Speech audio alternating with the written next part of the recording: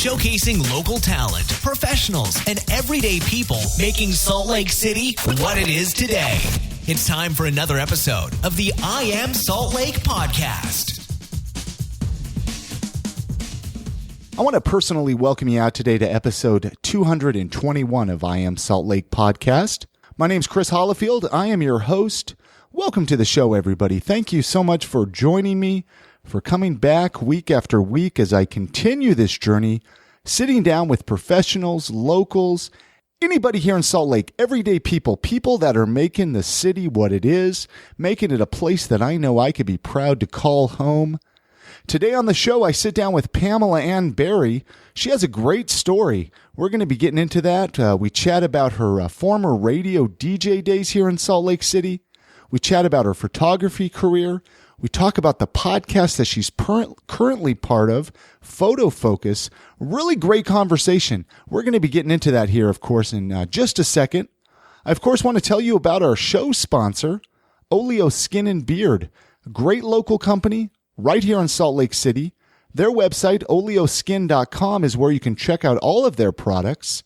I'm sure you've heard me talk about them, their beard oils, their beard balm, their beard washes. I've talked about them here on the podcast. I've had them actually on the podcast. I'm a big fan of currently their hop-infused beard oil. You got to check this out. If you're a dude with a beard and you want that thing to be soft and you want it to smell good and just be an epic beard, check this product out. You can get it on the website, oleoskin.com. Use the promo code IAMSaltLake. That will give you 25% off of your entire purchase.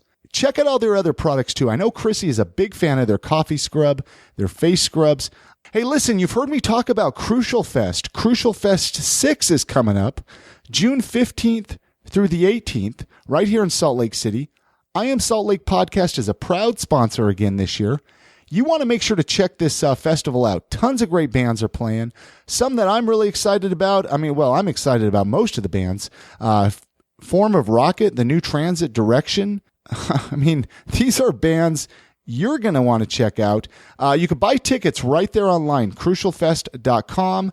They've actually released the schedule. If you follow them on Facebook, I know they released it there. At the time of this recording, their schedule is not on the website, so hopefully they update that soon. That way you can plan around. And if you got a work schedule or if you need to get a babysitter, I know a lot of us are getting older these days, check their schedule out and check out some of the bands. I'm actually planning on getting a few of the bands that are going to be playing Crucial Fest on some upcoming episodes of I Am Salt Lake. So make sure to watch for that as well. Hey, I want to give a quick shout out to listener Michelle.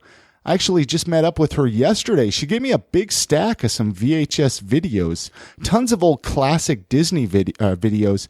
These are the old VHS tapes I'm talking about here. If you've been listening to the podcast in the past, or if you're following me on social media, I've become quite a nut of collecting these. So if you have any in your closets that you want to dig out, if you're about to take any to the DI or throw them away, I'd love to take them off your hands and add them to my collection. So many thanks to Michelle. Great Disney videos that are going to be put to good use, and I'm going to be watching them here shortly. Like I mentioned on this episode, Pamela Ann Berry joins me. We got a great conversation. We get to find out her story. We talk radio. We talk acting. We talk about her current podcast, like I said. We recorded it here in Salt Lake City at the Utah Musicians Radio Studio. So many thanks to them. Many thanks to John Farmer for his constant support. Let's quit chatting. Let's get into that conversation. Here it is, the conversation I had with Pamela Ann Berry. Thanks for listening.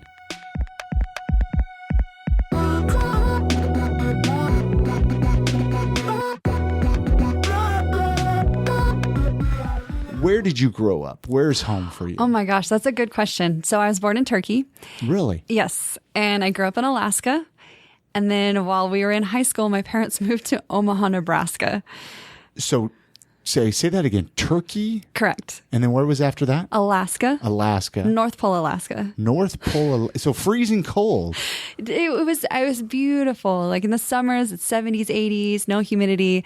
I lived in a town where the local bar was called the Elf's Den. Do you have memories of Turkey and Alaska and all these? Vaguely. No? Turkey, I was a toddler when we left, so I don't really have much except for pictures. And then Alaska was my childhood. That's where I grew up. That's where my friends are. That's where all my childhood memories are. It was amazing. Probably the best childhood. Do you get back there to visit still? I haven't. For a while or ever? I haven't been back since I was 15. Oh, wow. So quite a while.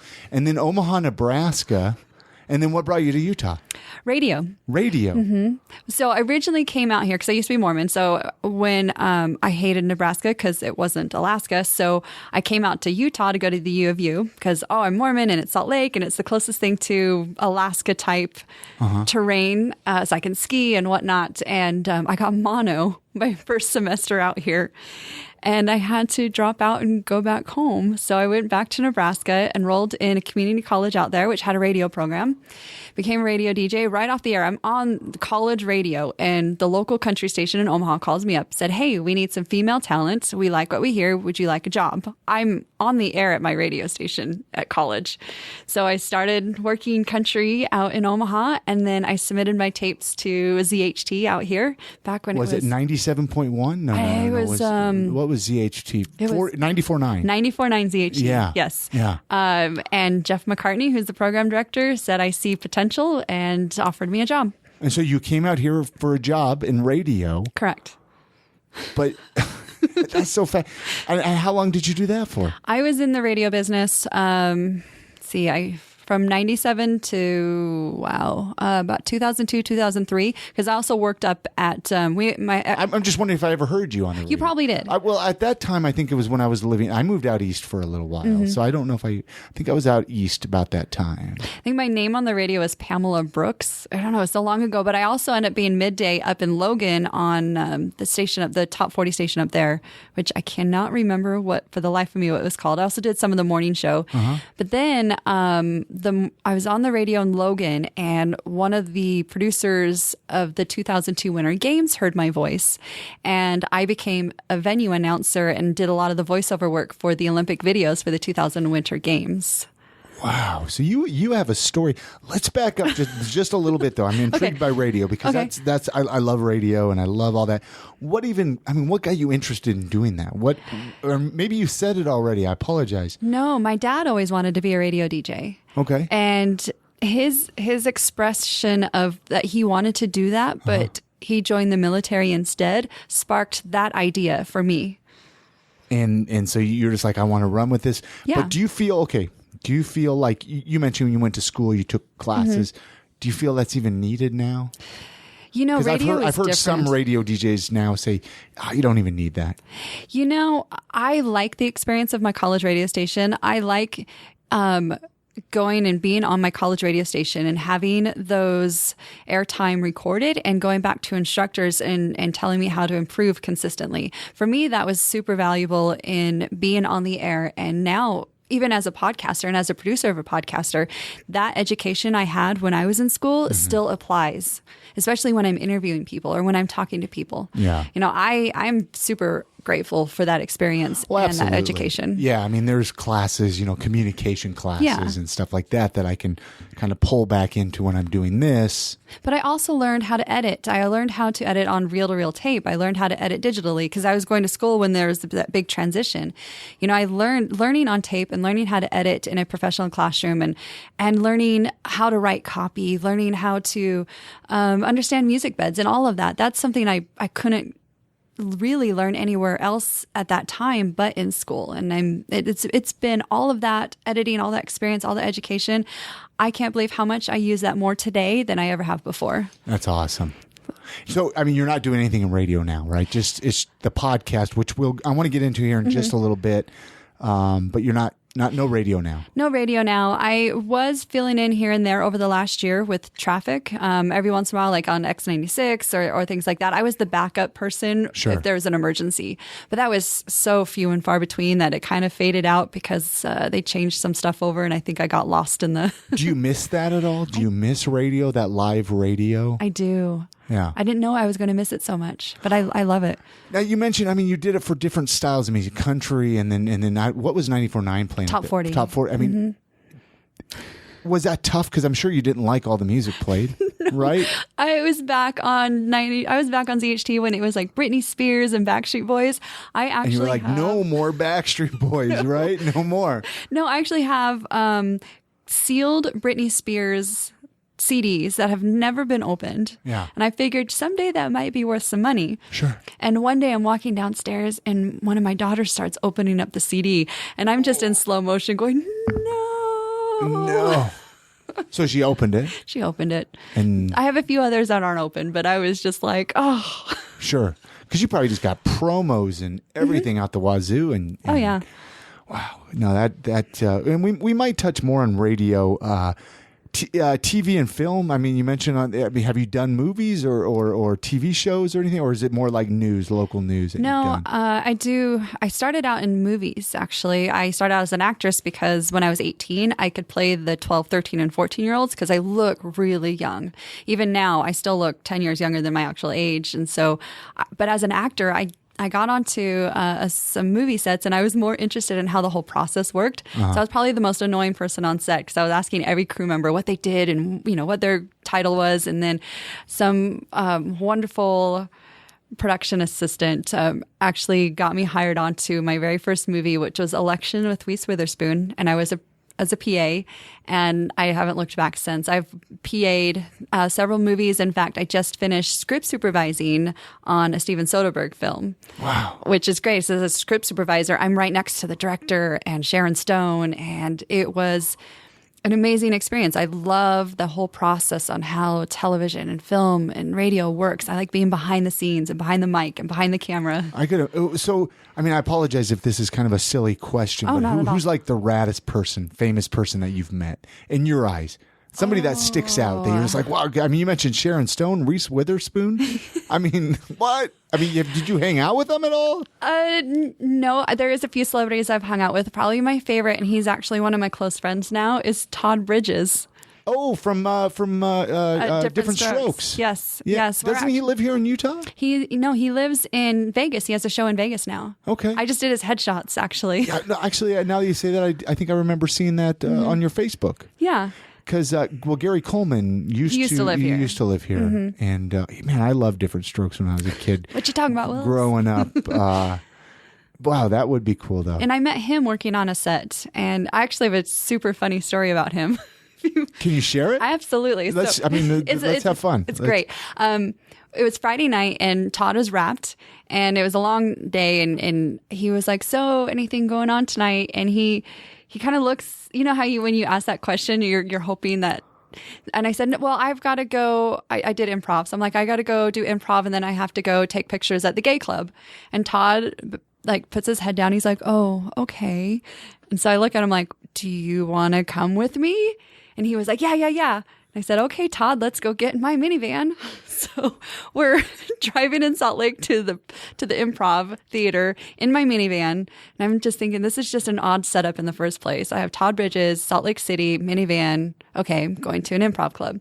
So we get to the theater and we're backstage. And I'm thinking, Todd, there's no way you're going to want to sit in the audience. Why don't you just come play with us on stage? And he was like, are you sure? Is that okay? I'm like, seriously, Todd, it's like a bunch of 20-year-old Mormon boys and me. I think they're going to be okay with you playing on stage with us. Did they even know who Todd Bridges was, though? They did. Yeah. In fact, I didn't realize how many people recognize him everywhere we go.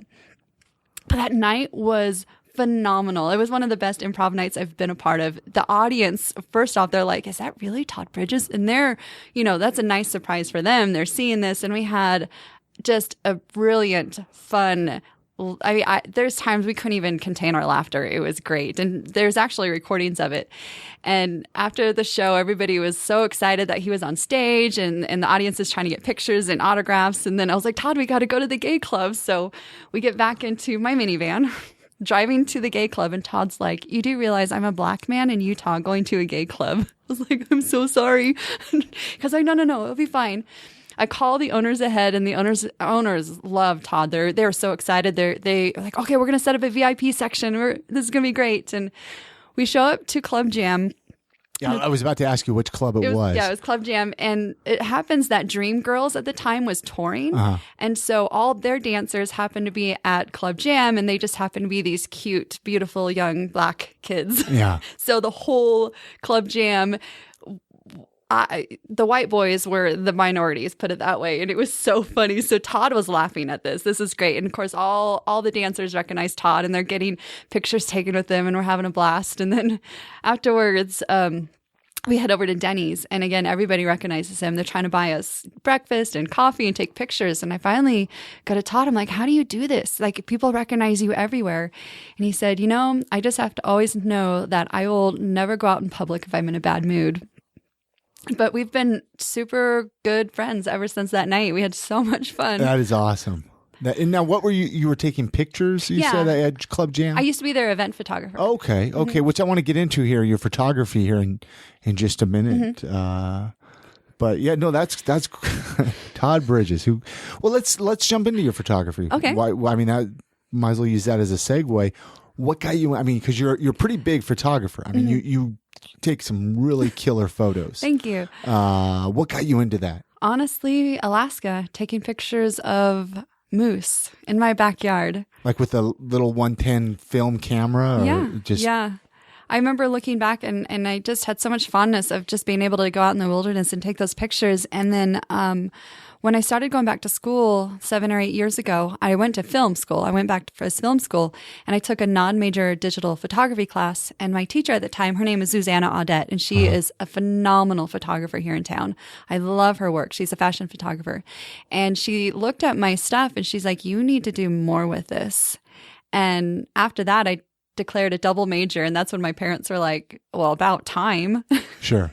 There was just something that had always interested me, and it just took off from there. Like I don't even know how to explain it. I can't even explain how it happened. But from there, I just dug in and was a sponge and went to so many different events, and I was learning, and I went to trade shows, I went to workshops, I went to classes.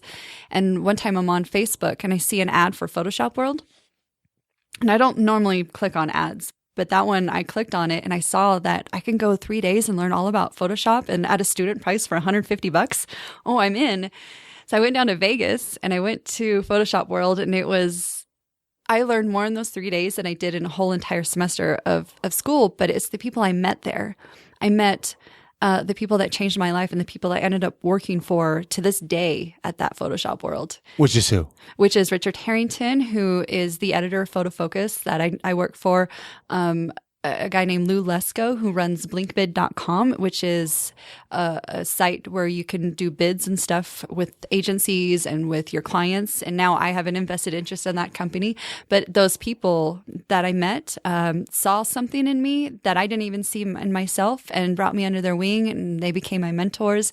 And I've been Richard Harrington's photo assistant for the last 6 years. I still assist for him in workshops, and it's crazy what one choice in your life can do to change the whole course of your life. Absolutely. And every day you wake up, you don't know what's going to happen today that's going to do this. What do you prefer? I mean, do you prefer digital or film photography, or do you do both? Or do you I do mostly all digital for time's sake. I am a single mom, so yeah. But I miss the darkroom. I learned in the darkroom. There's just something so organic about processing your pictures in the darkroom that I'm grateful for that experience, because it helps me as a digital photographer. You mentioned you're a single mom, and we were chatting about this before we started. Where do you find the time for all this? It's you have to do it. I've been in survival mode for so long, because I got divorced 6 years ago at the time when the economy was at its worst. Yeah. I was mostly a stay-at-home mom, except for the occasional movie. And I just felt this pull that I still had to do something I loved. And it was survival. I had to make it work. There was no other option. There was no other plan B. And that's what I did. Make it or break it, right? You just get out there and do it. And the best part of it, my kids see what I do. They love what I do, and they're proud of me. and they're excited about what I do. And that is the best part about everything. Have any of them shown interest in photography or anything like that? Yes, my 11-year-old is often my assistant. Really? Yeah. How does that make you feel? It feels great. One, it saves me money. No, I'm just kidding. No, to see her eyes open up and to see her learn, she understands, how to hold a reflector. She understands, if I'm pointing it with the light, she knows what I mean. And there's one time I had to run out, I had an errand or something like that. And I'm at my house and I have a light, I have a strobe set up in my house, and she had some friends over. And I said, I have an idea you can do. Here's my camera, turn it on. Here's a light, and watch this. Just play with it on where you put the light and see what kind of images you get. And they did that for like 2 hours while I was gone. And they just took pictures of each other and friends in front of this backdrop. And it was so fun to see how their thought process, and as I look at all the pictures.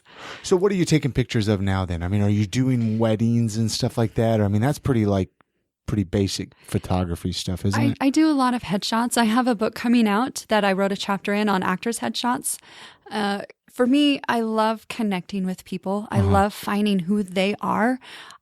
It's a joy to capture the essence of somebody in an image. And as I'm looking at headshots and I'm looking at other people, it doesn't happen very often, especially, I'm involved with politics, and I'm looking at some of these candidates running, and how do I tell them? I'm like, your pictures don't say who you are, and it's really bad. Have you told any politicians that? I did tell one, and he was actually excited. I don't know if he's going to follow through. I'll try to follow through, but he is so vibrant and has so much wonderful positive energy in person. But I get his emails and his pictures, and I was like, that's not who you are in person. Well, no, there's a lot of truth behind that, because I think, people have even said that about myself. They're like, you look kind of mean sometimes in some of your photos. And I was like, I'm not trying to portray that. It's just, and so it's tough to capture that person. But if you have that skill and that gift. I don't end a photo session without knowing I've got the essence of somebody. And I recently shot Todd Bridges, his recent headshots, and everybody's different. Some people like be super hyper and in the studio and whatnot, but with Todd, because we have such a good relationship together, it was very quiet. Like, I just look into my eyes, I can just touch him on the shoulder, and I'll just say, look at me. I want to see you. I want that story behind your eyes. I want that little, like, pretend you have a secret and you're super excited to tell me, but you can't yet. And because the eyes are where it's at. And if I can capture that, I've done my job. Yeah. But I also love landscapes, because how can you not love it here? So you get out in the mountains a lot and do all of that. I do. You snowboard too, right? Oh, I love snowboarding. Yeah, yes. because I was lurking you a little bit before I got you on the show, and I'm like, fascinating. She snowboards. Every chance I get, and I believe it's so important for every human being to find an activity that brings them joy and peace that's outside their day job. And for me, that's snowboarding. That's my therapy, and that's my it's my kids. I go, can I go snowboarding today? And my kids are like, yeah. You'll come back in a good mood. There's truth there. Yes. How long have you been snowboarding? Off and on since I was 18, but this is actually my first full entire year with a season pass. Where'd you get a season pass at? The Park City Canyons. Okay. I bet you're going to hate me for this, but I've only been snowboarding like twice in the 20 plus years I've lived in Utah. I don't know. I mean, especially as I get older, I worry about breaking bones. And oh my goodness. I've broken. What's your worst tragedy or your biggest tragedy? It was a few years ago. I'm at Brighton and I go down to the skate park and I catch an edge, and instead of falling like you're taught, I protected my camera and I broke my wrist, and I broke it where I had to get pins. But you protected the camera. I did. And between the surgeries and the recovery, it was 2+ years on my wrist, in and out of cast and surgery. Do you still probably deal with problems? Or I no? do. Yeah. I need to find a good wrist doctor, because I love yoga and I can't. I'm having a hard time. And you do yoga too. God, what don't you do over here? I mean, you're gosh. The yoga and the snowboarding, and I'm learning how to rock climb right now. Those are to keep me sane. Rock climbing too? I'm just learning it, because now that the snowboarding season's over with, I need the other physical and mental activity. That physical activity of being out in the rock climbing or snowboarding is so essential to staying mentally healthy. Sure. And so for me, it's not, it doesn't add the stress to everything I do in my life. It helps me get through everything in my life. Yeah. Well, we're going to add more onto the plate here in the podcast. Photo Focus. Yes. That's the podcast that you're working with or that you do. What do you do there? What is your title or what is your job duties? Photo Focus is actually a website and podcast about photography. It's been around for almost 18 years now. It was the very first podcast to start streaming. So before it was called podcasting, I don't even know what it was called before, called podcasting. I'm not even sure, but they did audio feeds almost 18 years ago. And about 3.5, 4 years ago, I took over as producer of the podcast. And now I have my own segment, but it's all about photography. My segment is I interview, I feel like I have to pinch myself sometimes. I get to interview some of the most amazing photographers in the world and talk to them about being a photographer and talk to them, what it's like to be inspired or to continue being inspired with their work. And they give advice and tips to our listeners. And it is one of the most amazing things I've done in my life because I feel lucky that I get to do this every day. Sure. I mean, well, you're doing what a lot of people have as a hobby, but that's your career. Yes. And it makes me happy that you realize that. Have you learned? I mean, you must learn a lot on your own personal self, from these photographers. I do. And there's a running theme with a lot of these photographers is they don't make excuses. They just go out and do it. There's nothing, they don't let things hold them back, but they're just like me and you. They have the same stresses and the, some of the terrible things that happen in everyday life, but they use that to propel them to keep getting better. And that's been the running theme with every single successful, inspiring photographer is they don't let it hold them back. Do you feel like you held yourself back for a while, maybe even yourself at all? I still do. You still do? Oh, yeah. With just, anything particular or just life or? Life.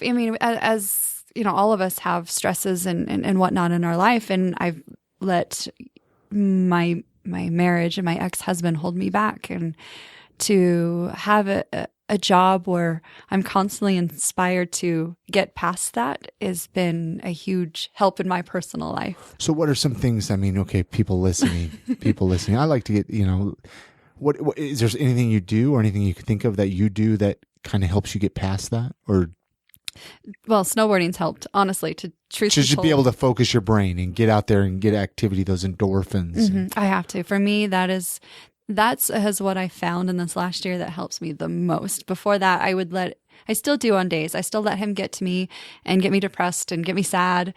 But photography has actually saved my life. Having that creative outlet. I actually wrote an article on that a couple of years ago on how photography dug me out of that dark, deep hole of depression to keep me going. And the constant interviewing these amazing people and being able to write and be able to take pictures keeps me in a good place and keeps me in a place where I can be a good friend to others and I can help others in their situations. Where's that article? Can people have access to this? Yeah. Maybe I could link it in with the show notes or something like that. Yeah, it's on photofocus.com. And I'll link you to the article as well. Yeah, please do. And but then if you search my name, it's in the list of articles. But yeah, I'll send you the direct link. If you can get that link, I'll put it with this podcast because that sounds, right up my alley and interest. Just because I think a lot of times, we don't realize what we're doing could be such a lifesaver and could help us in so many ways. Back to the podcast. You produce. So you have to edit them all together and stitch them all together. Do you actually upload them online? I do. I do. I edit. I find the people I interview and I edit them and I do the wraps for our sponsors and then I upload them and I write the article for the website. And so you have to find the people too. They don't just line it up. No, I find the people I interview. Yeah. Wow. Which is great. How many hours a week do you think you spend on your podcast? Oh my goodness. Honestly, not too much. Okay. You probably have it all just kind of dialed in now. I do. I have my system. Yeah. I would have to say probably about 8 hours. That's not bad. No, that's not bad at all. Okay. So in the beginning, you were talking about radio and podcasts. You were talking about radio at the beginning. Now you're talking about podcasting. What's your preferred medium? radio or live radio or podcasting? Do you listen to a lot of podcasts? I do. This is probably going to really showcase. My favorite is honestly Getting Dug with High. I love that. No. This is great. This is great. No, that is such an awesome podcast. When I discovered it, probably only had like 2 or 3 episodes out. I don't know who told me about it, but oh, Pamela, you should listen to this podcast. I downloaded a few and I had to take a red eye. So I downloaded it for the airplane and it's dark and I'm listening to it and I cackle. I laughed at certain parts and I'm looking around. I'm like, oh my gosh. Yeah. It's brilliant. I mean, you get celebrities on the show, you start smoking, and then you talk for 45 minutes, and to see that, to see their progression, to see the progression of them getting higher and more stoned, or when they go on their tangents. And I'm not a huge Doug Benson fan, but that podcast kind of drug me in as well. So it's funny you brought that up. No, but I mean, there's so many podcasts out there, so that's why I was curious. I mean, being a radio DJ to podcasting, because I've talked to other radio DJs where they're like, well, they both have a place. Radio is going to always be there. Podcasts are going to be there. I used to be convinced podcasts were going to take over radio. I'm not so convinced that anymore. I think there still will be radio. I think it'll continue to be not as local as it used to be. Where a lot of the middays or a lot of different, times of the day are now national. Some of the morning shows are all national. So you're losing a lot of the local flavor, which is sad. It's a bummer. I used to do Radio Disney. I was Radio Disney MC. And then they got bought out and they got rid of all the small local markets. And Radio Disney, what did you do with them? I was an MC. I know, that was part of my radio. That was part of your radio stuff too. Yes. Yes. That was fun. Sure, it was top 40 kids, but for me, my kids thought I was the coolest mom in the world because I was on Radio Disney. But yeah, it was good. It was helping me right after my divorce. So it was fun to force myself out and do something that I loved. But I think podcasts, though, you're able to kind of tie it into like a small group as well. Yeah, even with this podcast, Salt Lake City, and then you got a podcast just about. Anything. I tell people who are like, "What's a podcast?" I'm like, you know what? Just go on iTunes, search something that you're into. Whether it's gardening or pets or whatever. Just search something that you have an interest in, and you're going to find podcast on it. Yeah. And you can listen to it when you're working out in the car, and you'll learn a ton. And that's been one of the funnest things is introducing people to the world of podcasting. Where would you like to see this? Where do you see yourself in 5 years? Do you have any goals or anything that you see yourself going, or are you just kind of enjoying the ride? I'm enjoying the ride, definitely. Yeah. In 5 years, where do I see myself? Definitely more on my feet. When you get out of a terrible marriage, you're not just starting from scratch, you're starting from a hole. And I'm finally seeing the light out of that hole. And in 5 years, I want to be able to give back more.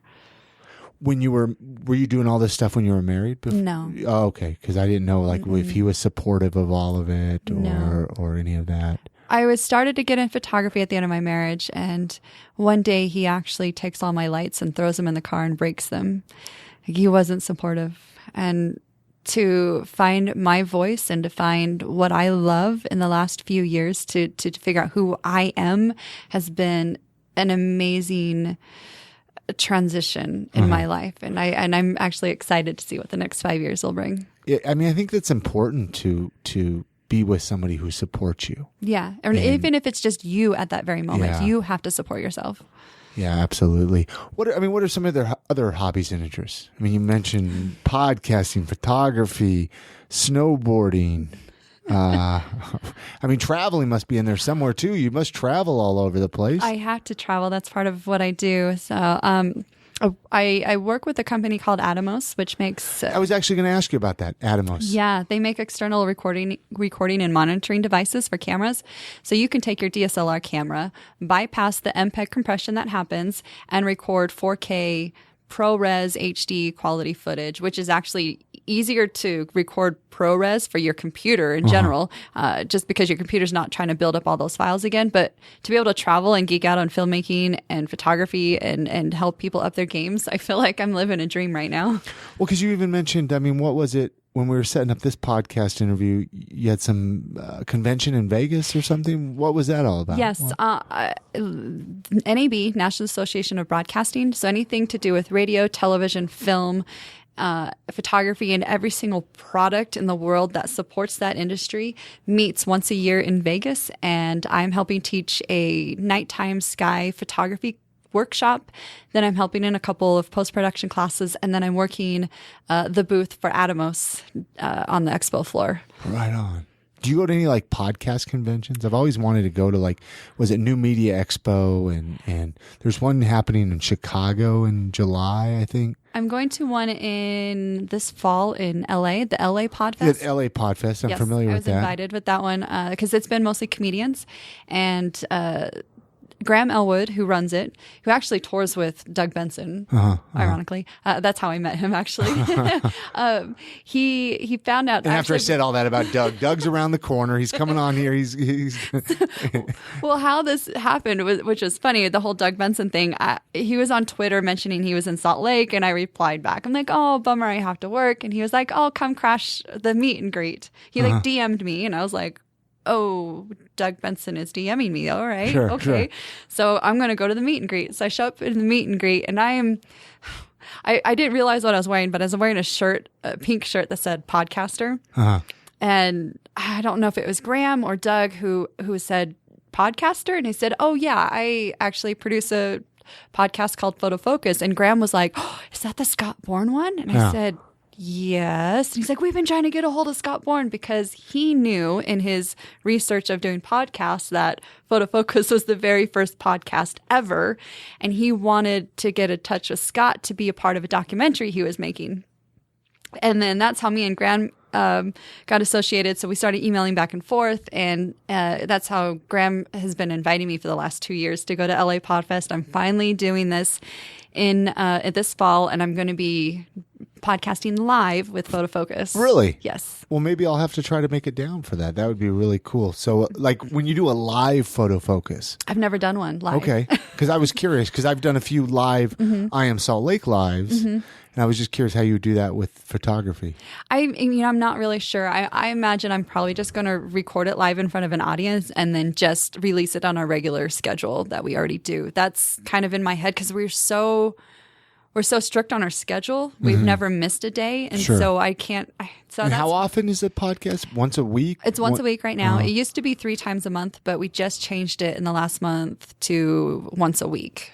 Was that more stressful when they added another episode in there like that? A little bit, because you're stuck in such a way. And then when they change it up on you, you're like, I was actually late on one of the podcasts because I forgot the days because I was so used to one way or another. So I had to refund a few of our sponsors. Wow, so you have to refund them, huh? If they're not. We do it out of good faith. Like, I'm sorry we missed the date on the podcast that we promised you, so here's a refund for that month. We respect our sponsors. And then just give them some free advertising. Okay, here's a question, actually. Okay. Traveling. What's your least favorite place that you visited and why? Vegas. Vegas. Why Vegas? You're not a gambler. Vegas is weird. If I'm going to pay to go somewhere, I want to pay to get away from people. Really? Yes. Okay, well, I guess that goes back to your landscape and nature stuff. I'm a city person. Like, I love just being, like, put me in the middle of the city. I like that. If I'm going to live somewhere, I either have to be downtown or I have to be way out in the woods away from everybody. I can't do the suburbia. Like, I struggle. I'm in West Jordan and I'm struggling because I like being downtown. Yeah. Or I like being up in a cabin. But you have a family, though. I mean, it's important. I think it's good for a family to be out in that type of area. Yeah, and they're close to their school and their friends. It's something I have to tell myself because my personality is very much downtown and the energy and the vibrant and whatnot. But it's for my kids. My kids love being around their friends. Sure. But Vegas, though, it's just weird. What would you name the autobiography of your life? Determined. I like that. What's your go-to karaoke song? Or do you karaoke at all? Yeah, what's your go-to karaoke song? I'm All Right by Jody Messina. Really? Okay. What is the most random thing you've ever watched all the way through on Netflix? Does Fuller House count right now? Is that any good? Oh my goodness. Is it horrible? No, it's actually really good. Because I grew up watching Full House. You'll like this. Okay. So I'll like that. What did you do on your last birthday? Oh, wow. I sat alone in a hotel room at a conference eating buffalo wings at a Marriott. Is that what you wanted to do, though? Or was it just kind of... No, that's just kind of what happened. What's your favorite thing to do on a Sunday afternoon? Picnic up in the mountains. We, every chance I can get when it's warm, we'll go up Little or Big Cottonwood Canyon, find a day picnic area, and do s'mores and hot dogs and hamburgers and just enjoy being outside. Every Sunday I can. Let's say someone is visiting Salt Lake City for just one day. They're in town. They've never been here before. What would you tell them to go check out or do?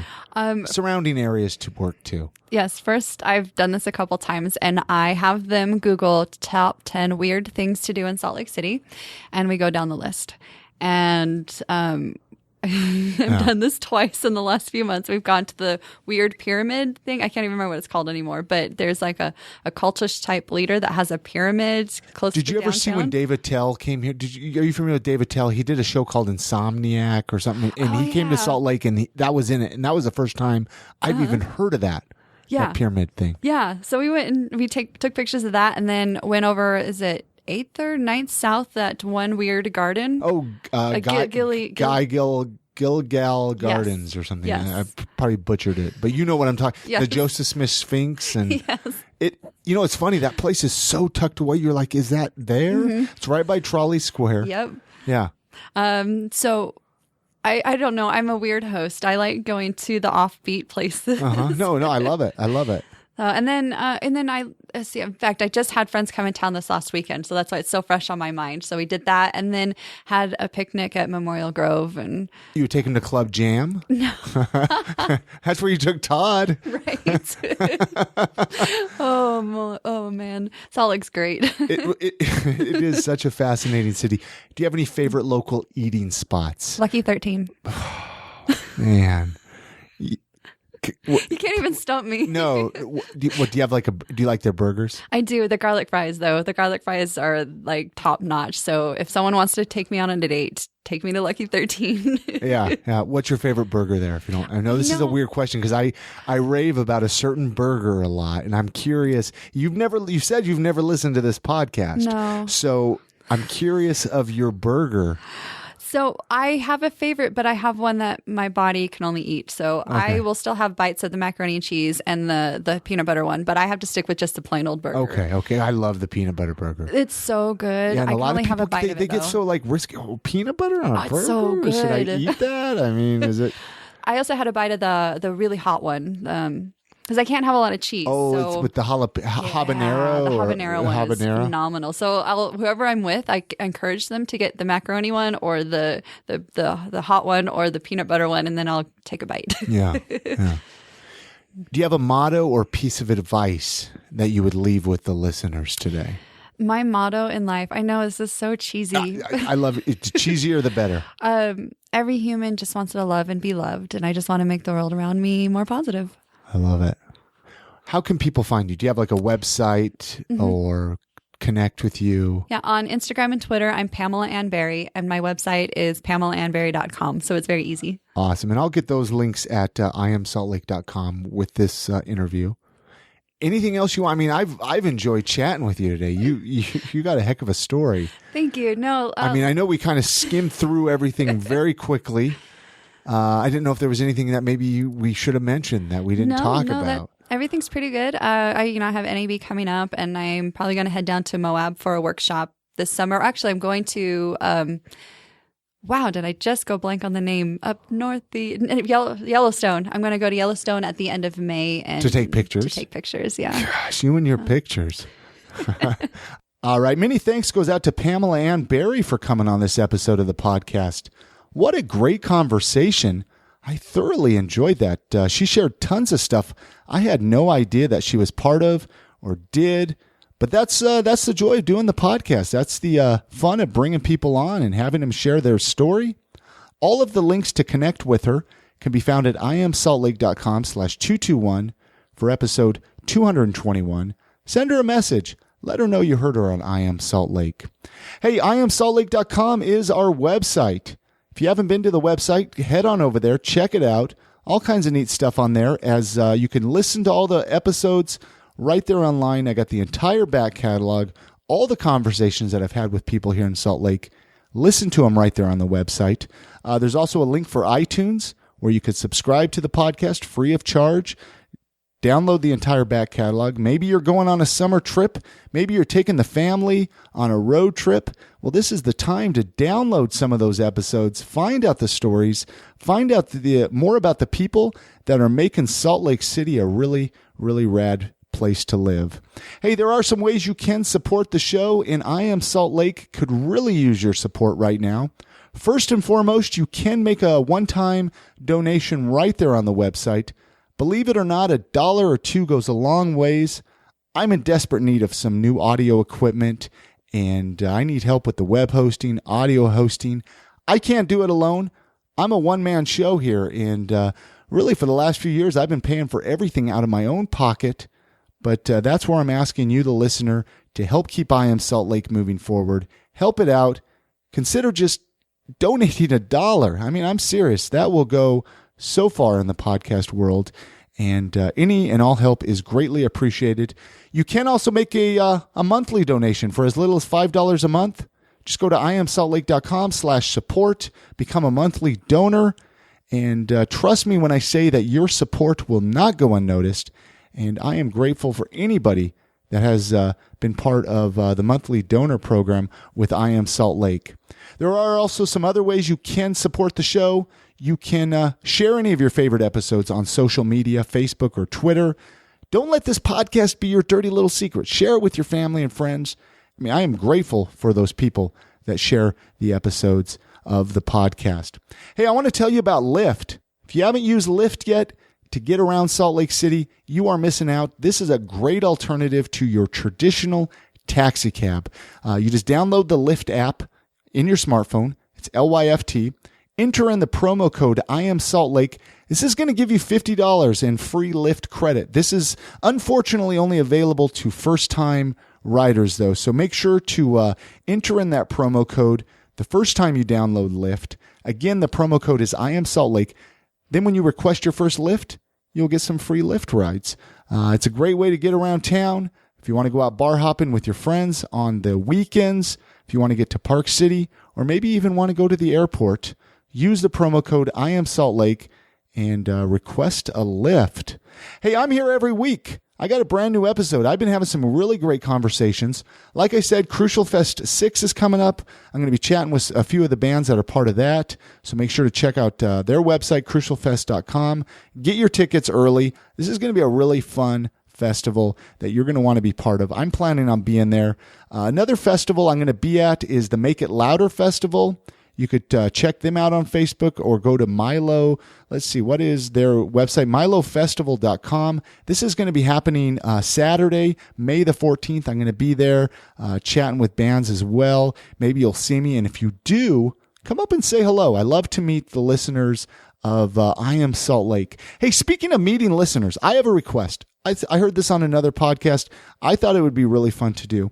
What I want you to do is right now, when you're listening to this episode of the podcast, stop for just a second, take a selfie of yourself, wherever and however you're listening to the podcast right now. Maybe you're in your car, maybe you're running, maybe you're doing the dishes. Just take a quick selfie, send it to chris@iamsaltlake.com. This is a great way. I want to meet all the listeners. I don't get an opportunity to meet everybody. And so this is going to be the way that we're going to meet. I want to know you're out there listening. I want to get to know you. So send a selfie of however you're listening to the podcast at chris@iamsaltlake.com. That's going to do it. You all have a great week. Get out, enjoy the city. This is a beautiful time of the year. Support local and love the city you live in.